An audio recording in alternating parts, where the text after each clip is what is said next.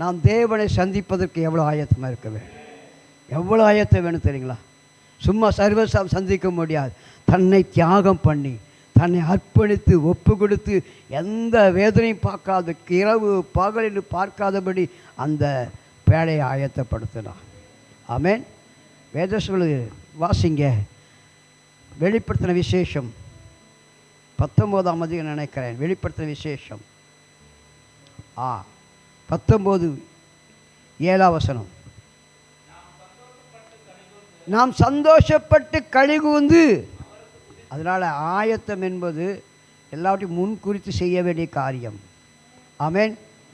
ஒரு டீ போடணுன்னா என்ன பண்ணணுங்க? பாத்திரத்தை கழுவு மாத்திரம். பாலை கொதிக்க வைக்கிறதுக்கு முன்னாடி என்ன பண்ணணும்? காப்பி தூளை போட்டு சர்க்கரையை ரெடி பண்ணி அதுக்கப்புறம் பாலை போட்டு அதுக்கப்புறம் தான் என்ன பண்ண முடியுங்க? ஒரு சாதாரண பாலுக்கு ஒன்றோட காய்கறி சமையல் பண்ணுங்க. முதல்ல வெங்காயம் வெட்டணும், அப்புறம் சொல்லுங்கள் அடுப்பத்தை அப்புறமேல தான் எடுத்தோடனே அடுப்பத்தை வீணாக போயிடும். ஆமென்.